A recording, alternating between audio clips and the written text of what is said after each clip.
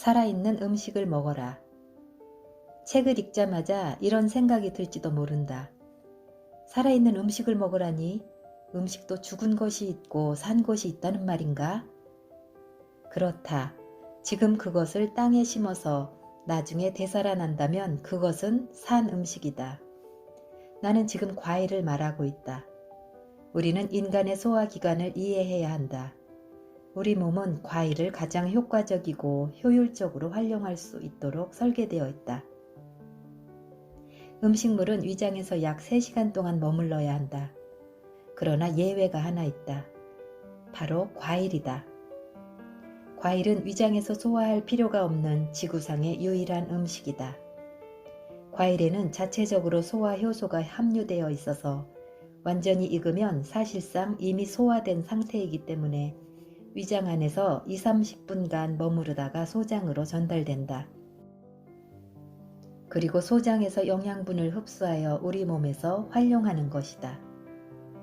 이것은 과일과 영장류와의 계약관계를 증명하는 원리이다. 무슨 말인가 하면 과일은 자신의 맛있는 살점을 인간을 비롯한 영장류에게 내어주는 대신 자신의 자손인 씨앗들을 널리 퍼뜨려 달라고 간청하는 것이다.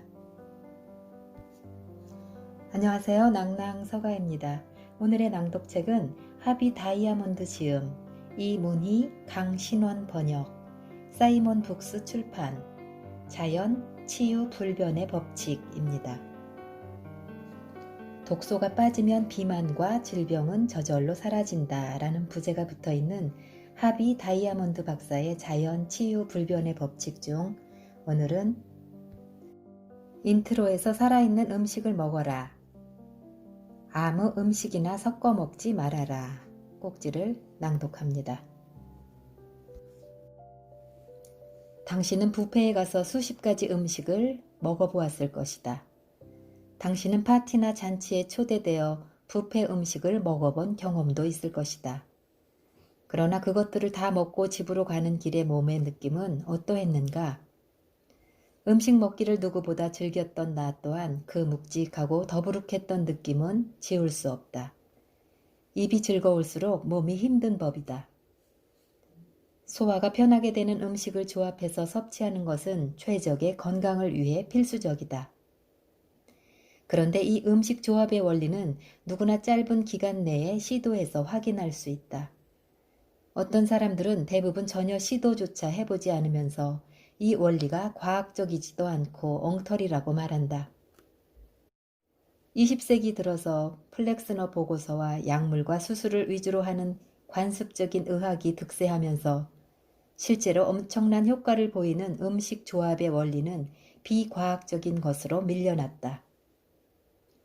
어떤 주제에 대해 특정한 철학을 지지하는 사람들이 과학이라는 단어를 낚아채서 이론을 독점하는 일이 있어서는 절대 안 된다는 것이 나의 주장이다. 과학은 실제로 효과가 있어야 한다. 그 효과는 겨우 몇 시간 지속하는 순간적인 것이 아니라 지속 가능한 것이어야 한다. 그리고 그 과정에서 돈이 개입돼서는 안 된다. 그래야만 그 효과를 진실로 인정받을 수 있다. 어쩌면 과도한 지식이나 과도한 학위를 가진 사람에게는 너무 뻔한 이론일 수도 있다. 그럼에도 불구하고 음식 조합의 원리는 탁월한 효과가 있기 때문에 과학적이다. 이 사실을 반박할 수 있는 사람은 지구상에 아무도 없다. 음식 조합의 원리는 약물과 수술로 치료를 하고자 하는 현대의학과는 전혀 상관이 없다. 그러나 이것은 자연위생학에서 중요한 원칙이다. 이 원리가 비과학적이라고 주장하는 바로 그 사람들이 10년 전에는 고섬유질 음식이 간암의 원인이라고 주장했었다. 이 사람들이 또 10년 후에는 음식을 적절하게 조합하라고 조언할지도 모른다. 왜 하얀 옷의 전문가들에게는 오늘의 진실과 내일의 진실이 다른 것일까? 개인적으로 나는 20년 이상 극심한 위 통증으로 고생했었는데 음식 조합의 원리를 실천하자 24시간 후에 통증이 사라졌다. 그것도 완전히 사라졌다. 다이어트 불변의 법칙 발행 이후 나는 미국 전역에서 유사한 효과를 경험했다는 내용이 담긴 편지를 수천 수만 통 받았다. 당신도 전문가들이 아무 생각 없이 주장하는 골고루 음식을 섭취하는 대신 호모사피엔스의 소화기관이 원하는 대로 음식을 조합함으로써 탁월한 효과를 볼 수 있다. 이것은 무슨 신통한 기술이나 방법이 아니라 원리이기 때문이다. 인간과 유전자가 99.6% 유사한 침팬지는 빵과 파스타와 고기와 햄버거를 섞어 먹지 않는다. 오전에는 바나나 나무에서 식사를 하고 오후에는 오렌지 나무에서 식사를 할 뿐이다. 당신도 식곤증을 경험했을 것이다. 음식을 먹은 후에 졸리고 피곤하게 느껴지는 것은 왜일까? 이것은 마치 새는 왜 하늘을 날고 물고기는 왜 물속에서 헤엄을 칠까요? 라는 질문과 같다. 항상 그래왔기 때문이고 너무나 당연하기 때문이다. 또 많이 먹으면 먹을수록 먹고 난 후에 더 피곤한 법이다. 당신은 어렸을 때 배탈이 나니까 밥 먹고 바로 물놀이를 하지 말라는 부모님의 훈계를 들은 적이 있을 것이다. 부모님은 왜 그런 말씀을 하셨을까?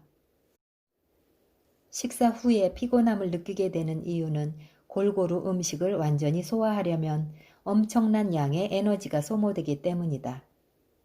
사실 소화에는 당신이 추측하는 것보다 더 많은 에너지가 소모된다.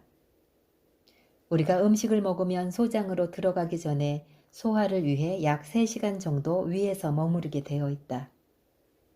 그러나 음식 조합의 원리를 실천하면 우리가 먹은 음식이 필요 이상으로 위에 오래 머물지 않게 해준다. 다른 모든 기능과 마찬가지로 소화 기능에도 한계가 있다. 우리 인간은 입으로 들어갈 수만 있다면 어떤 음식을 어떤 조합으로 섞어 먹어도 살아남을 수는 있다. 이것은 섞어 먹는 음식에도 살아남을 수 있는 인간 육체의 위대함을 증명할 뿐이다. 그러나 이것이 과연 바람직한 것일까? 의심을 하는 자만이 진리에 가까이 갈 수 있다. 자세히 살펴보자. 아무거나 골고루 먹어라 라는 조상님의 관습과 통념을 실천하느라 우리 호모사피엔스의 소화기관은 매일 고통에서 시달린다. 골고루 먹어야 건강하다는 말은 절대로 진실이 아니다. 들판을 뛰어노는 야생동물을 보시라. 어디에도 7코스 식사나 구첩 반상을 즐기는 동물은 없다. 이 지구상에서 유일하게 인간만이 혀끝의 즐거움을 위해서 먹을 것을 복잡하게 만든다. 야생동물의 식사는 매우 간단하다. 거의 대부분 한 번에 한 가지 음식을 먹는다. 소화제를 복용하는 호랑이는? 진통제를 복용하는 판다는 또 어떠신가? 물론 바보 같은 질문이다. 미국인을 비롯한 서구인들은 왜 화학약품인 소화제를 몸속에 털어넣느라 매년 수조 원을 낭비하는 것일까? 왜 그럴까? 의심은 진리에 도달하는 출발선임을 나는 계속해서 강조한다. 우리 소화기관 속에 들어있는 음식이 이 문제의 원인일까? 다른 원인은 없을까? 수백 개의 풍선을 너무 세게 부는 바람에 풍선이 전부 터져버렸다면 과도한 공기 말고 또 어떤 원인이 있을 수 있을까? 완벽한 상태의 자동차 열대에 가솔린 대신 디젤을 넣고 달리다가 자동차가 전부 멈춰버린다면 잘못된 연료가 원인인 것을 모르는 것일까? 소화기관의 기본 기능은 정기적으로 섭취하는 음식을 처리하는 것이다. 대부분 만성 소화장애는 음식을 섭취한 후에 발생하는데 그 문제의 원인이 바로 음식이라는 것을 깨닫는 것이 그렇게 어려운 일일까? 엄격히 말하면 음식 자체가 원인이라기보다는 이것저것 무차별적으로 섞여 있는 음식을 섭취하는 것이 결정적인 원인이라고 할 수 있다. 그 이유는 다음과 같다. 음식물의 소화는 입속의 침, 타액에서 시작된다. 침에서 시작되어 위장에서 소화액이 나오면 본격적인 소화가 시작된다.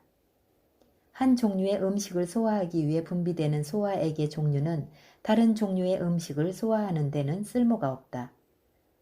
사실 어떤 소화액들이 서로 접촉하면 그 소화액 각각의 소화 능력이 감소된다. 그러나 안타깝게도 우리 어리석은 인간은 섞어 먹는 것을 선호한다. 고기와 감자, 생선과 밥, 닭고기와 국수, 계란과 토스트, 치즈와 빵, 시리얼과 우유 등 거의 항상 여러 음식을 동시에 섭취하는 골고루 방식이다. 우리 조상들이 관습적으로 따라했고 전문가들이 통념에 의해 추천한 이 식사 방법이 소화 불량을 철저하게 보장하고 있다는 말이다. 당신은 이렇게 말할지도 모른다. 무슨 소리야? 난 평생 그렇게 먹고 살아왔는데. 맞아, 나도 그렇게 먹고 살았어. 그 대신 뱃속에 시뻘겋게 단 칼이 깊숙이 박혀있는 듯한 통증을 달고 살았다. 그 이유는 간단히 설명해 보겠다. 위에 언급한 모든 예, 닭고기와 국수, 계란과 토스트 등은 단백질과 탄수화물의 조합이다. 그러나 아쉽게도 단백질과 탄수화물은 위장에서 동시에 효율적으로 소화될 수 없다. 각종 육류, 유제품 및 견과류를 비롯한 모든 단백질은 산성 소화액이 필요하다. 빵, 파스타, 감자 및 곡물과 같은 탄수화물은 알칼리성 소화액이 필요하다. 중학생 정도의 화학 지식만 가지고 있어도 산과 알칼리가 서로 만나면 중화된다는 사실을 알 것이다. 고기와 감자를 동시에 섭취한 후 우리 뱃속에 들어오면 산 성분이 분비되어 스테이크가 분해되고 알칼리 성분이 분비되어 감자가 분해된다. 사실 위장에서는 소량의 알칼리 소화액만 분비된다. 그러나 입안에서 탄수화물을 씹으면 침과 음식이 섞여 알칼리 성분으로 변하고 그것을 삼키면 뱃속에서 산 성분과 접촉하게 되는 것이다. 음식물은 소화의 목적으로 위장에 있는 것인데 산과 알칼리가 함께 있으면 서로 상쇄되어 소화에 필요한 소화액이 사라져 버린다는 말이다. 그렇다면 우리가 섭취한 음식은 어떻게 되는 것일까? 인간의 위는 음식이 소장으로 전달되기 전까지 약 3시간 정도 머무르도록 설계되어 있다는 사실을 기억하시라. 그러나 음식이 분해되지 않으면 그대로 눌러앉게 되는데 불행하게도 썩어버린다. 식사를 마친 후 6시간, 7시간, 8시간 후까지 속이 더부룩했던 느낌을 가진 적이 있는가? 그 이유는 서로 대치되는 조합의 음식물로 인해 음식이 제대로 소화되지 않았기 때문이다. 이런 현상이 계속되면 위장이 엉망이 되어버린다. 아마 더 이상 자세히 듣고 싶지 않을 것이다.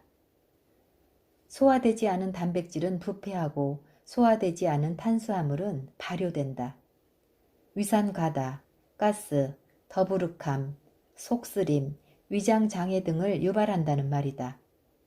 식사 후에 당신이 그토록 소화제를 찾곤 했던 이유이다. 이렇게 약물을 찾게 되는 모든 소화불량의 원인은 위에서 썩거나 발효된 음식이다. 전문가들은 무슨 이유에서인지 음식이 몸 안에서 썩는다는 말을 못 견뎌 한다. 이 말을 어찌나 싫어하는지 그중 몇 명은 위에서 음식물이 썩는 것은 불가능하다며 얼굴마저 붉힌다. 도대체 이들의 머릿속에는 상식이라는 것이 있기는 한 것일까? 물론 모든 전문가들이 이 생리학적 진실을 거부했다는 의미는 아니다. 나는 사실 꽤 많은 전문가들로부터 새로운 진실을 깨닫고 이를 적극 활용하고 있다는 연락도 많이 받았다. 위장에서 음식물이 썩는 일은 절대 없다라고 주장하는 사람들은 생리학에서 가장 용서받을 수 없는 무지의 죄를 저지르고 있는 셈이다. 이런 발언을 직업상 인체의 원리에 대한 지식이 그다지 필요하지 않은 사람이 했다면 별로 상관이 없다. 그러나 음식 습관과 인체의 원리라는 분야에서 권위를 가졌다는 사람들이 이런 무지한 발언을 한다면 절대 용납해서는 안 된다. 이러한 소위 전문가들은 살면서 한 번도 음식물을 토해본 적이 없는 것일까? 역류되는 음식이 소장이나 대장이 아닌 위에서 배출된다는 사실은 이제 누구나 잘 알고 있는 상식이다. 음식을 먹고 대략 3시간 후에는 위를 완전히 통과했어야 하는데 음식물을 먹고 6시간, 8시간 후에도 구토를 했다면 이것은 뭔가 단단히 잘못되었다는 신호이다. 그리고 그 구토물의 냄새는 또 어떠한가? 당신은 그 썩은 냄새를 경험해 본 적이 없는가? 썩은 냄새가 나는 이유는 썩었기 때문이다.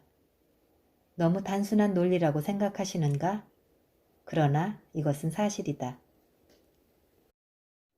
놀랍게도 우리 몸에서 거부한 음식이라는 확실한 증거가 있는데도 관습과 통념에서 벗어나지 못하는 전문가들의 머리는 너무 굳어 있다. 따라서 설득이 쉽지 않다.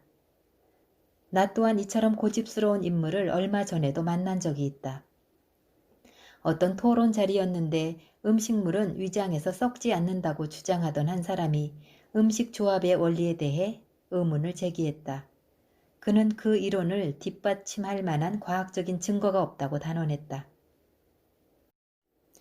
나는 역사상 가장 위대한 과학자 중 한 명으로 노벨상을 수상한 이 분야에서 혁신적인 연구활동을 펼친 이반 파블로프 박사를 예로 들었다. 당연히 음식 조합의 원리를 뒷받침할 수 있는 과학적 증거로 충분하다고 설득했다. 그러나 나의 이 주장은 그에 의해서 바로 묵살되었다. 그 전문가는 심지어 자신은 그 주제에 대해 어떤 지식도 없다고 고백까지 한 상태였다. 전형적인 고집불통 사례이다. 내 마음은 이미 정해졌으니 진실을 들고 와서 나를 혼란스럽게 하지 말라는 대표적인 사례였다. 그렇다면 그는 어떤 이유로 나의 새로운 진실을 거부한 것일까? 바로 전문가의 주장을 따르지 않는다는 이유 때문이다. 지금까지 파블로프의 연구가 틀렸음이 증명된 적은 단 한 번도 없는데도 말이다. 그 후에 나는 이 사람이 하는 말에 도저히 집중할 수가 없었다.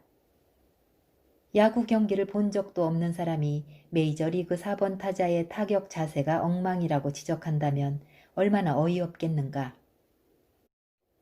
많은 사람들은 그것이 무엇이든 간에 확실한 반증이 있어도 자신의 신념을 끝까지 고집한다.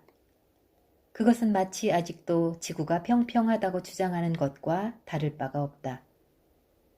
홀로코스트는 허구라고 주장하는 사람들도 있고 음식물은 위에서 썩지 않는다고 믿는 사람도 있다. 그렇게 말하는 사람들은 소화제 산업을 지켜내려는 제약회사의 보호막이다.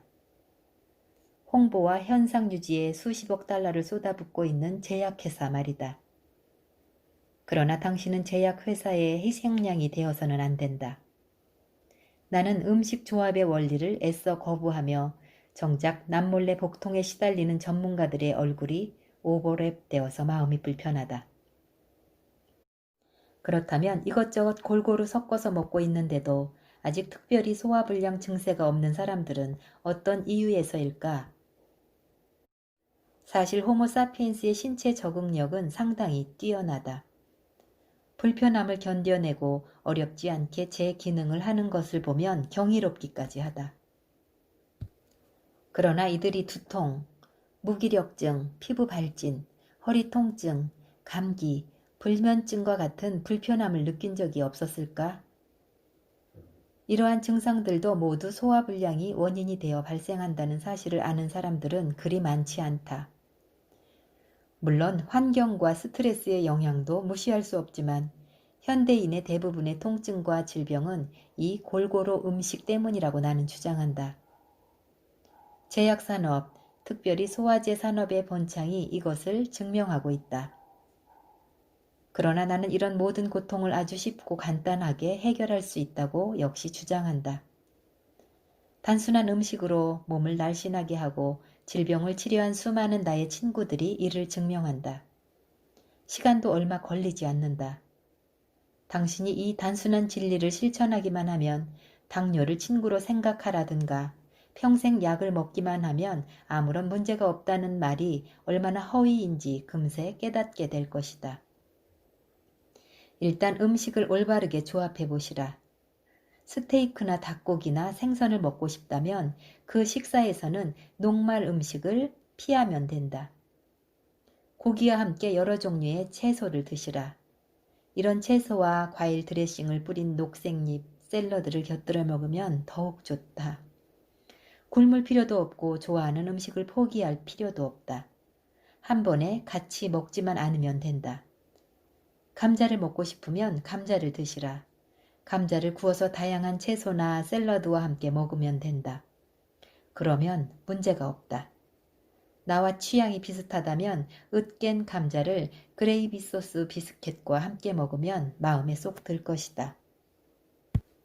그것은 완전히 살찌는 음식이 아니냐고? 반드시 그렇지는 않다. 순전히 체중을 줄이는 다이어트의 관점에서만 본다면 탄수화물 음식과 단백질 음식을 함께 먹을 때 살이 더 찐다.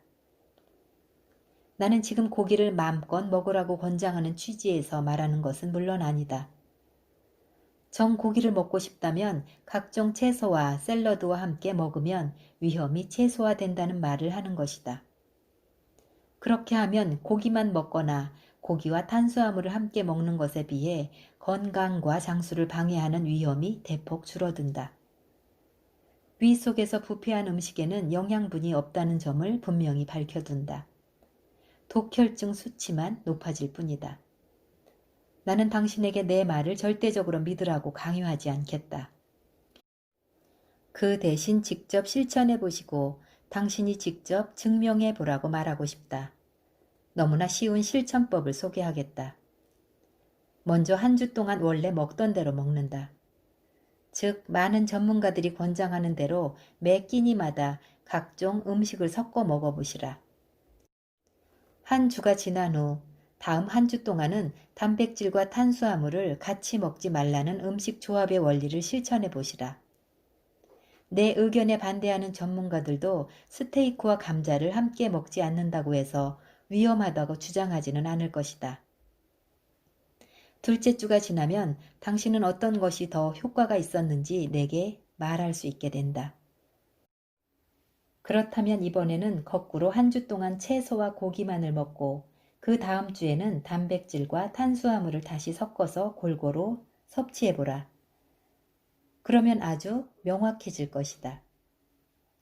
이것은 당신의 신념과는 상관이 없는 일이다. 아주 명확한 생리학의 원리이자 호모사피엔스의 음식의 원리이다.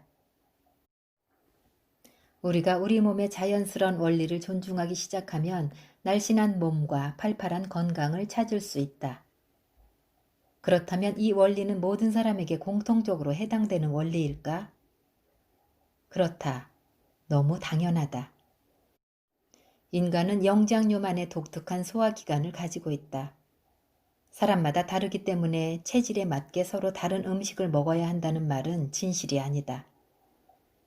체질을 분류하고 나누어서 이익을 취하려는 세력의 말을 믿지 마시라. 당신이 그 말을 믿는 순간 서로 다른 체질에 맞게 분류되어 상품화된 치료법이 대기하고 있다는 사실도 기억하시라. 모든 동물은 각각의 종마다 고유한 소화 기능을 가지고 있다. 많은 해부학자들은 같은 영장류인 인간과 침팬지의 장 구조가 놀랍도록 유사하다고 한결같이 증언한다. 지구상의 모든 꿀벌은 서로 완전히 똑같은 소화기관을 가지고 있다. 모든 기린, 말, 캥거루, 뱀, 고릴라 또는 인간의 소화기관 역시 같은 종이라면 서로 똑같은 방식으로 작용한다. 그 어느 대학교의 생리학 교재에서도 인간이 자연적으로 서로 다른 소화기능을 가지고 있다는 내용은 찾을 수 없다. 그 어디에서도 인간은 생리학적 장기가 사람마다 서로 다르다는 증거는 전혀 찾아볼 수 없다. 한 인간의 위장에 들어가는 내용물은 이 세상 모든 인간의 위장에 들어가는 내용물과 동일하다. 신념과는 관련이 없다는 것도 바로 이런 이유 때문이다. 당신이 음식 조합의 원리를 믿지 않는다고 해도 그 원리는 여전히 유효하다. 심지어 자신의 능력 이상으로 과도하게 교육을 받은 전문가들에게도 그대로 적용된다. 적절한 음식 조합의 원리를 반증하는 것은 사실상 불가능하다. 그런 사람이 있다면 내게도 알려주시라. 전문가들이 나와서 누가 옳고 누가 틀리고 하는 논쟁은 당신에게 어떤 도움도 되지 않는다. 한쪽에서는 그것은 맞는 것 같다 라고 하고 다른 쪽에서는 아니다, 그렇지 않다 라고 받아치는 논쟁은 이 세상에서 가장 쓸모없는 논쟁이다. 그렇다면 무엇이 진실인지 어떻게 알 수 있을까? 이 세상에서 가장 훌륭한 연구실인 바로 당신의 몸에서 직접 시험해 보시라. 한 주 동안 음식을 적절하게 조합해서 섭취했더니 속이 훨씬 나아져서 소화제를 다 갖다 버렸는데 설마 전문가가 자료를 보여주면서 예전에 고통을 주었던 음식 습관으로 돌아가라고 하겠는가? 내가 지금 무리한 것을 요구하는가? 딱 한 주만 테스트를 해보라. 나를 포함한 수천만의 내 친구들이 한결같이 증언하고 있는 사실이다. 그리고 반드시 기억하시라. 당신 몸에서 실제 효과가 있는 바로 그것이 과학이다.